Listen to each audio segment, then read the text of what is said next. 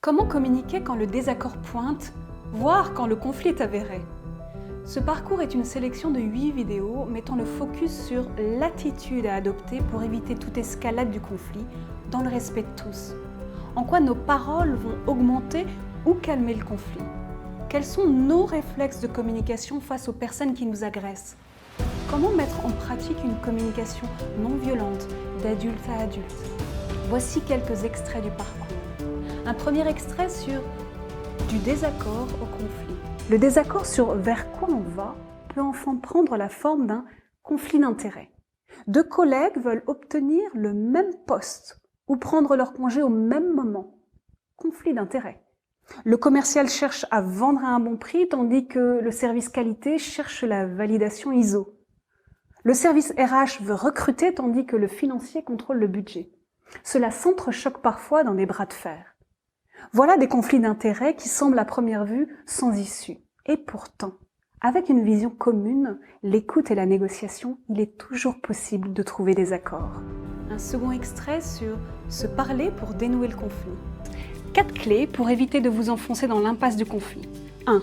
Définir les règles. 2. Écouter avec empathie. 3. S'ouvrir à l'autre. 4. Être orienté solution.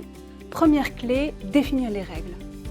Souvent définies et contrôlées par le médiateur du conflit, les règles sont là pour soutenir le processus de résolution de conflit. Elles prennent un visage différent selon les situations et les personnes. En voici quelques exemples. Exemple 1 de règle. Préserver coûte que coûte la relation. Dans le suivi de cette règle, il pourrait être recommandé de s'interdire de quitter unilatéralement l'entretien tant qu'une solution n'est pas trouvée. Un troisième extrait sur les états du moi, parents, adultes, enfants. Le second état enfant est l'enfant rebelle.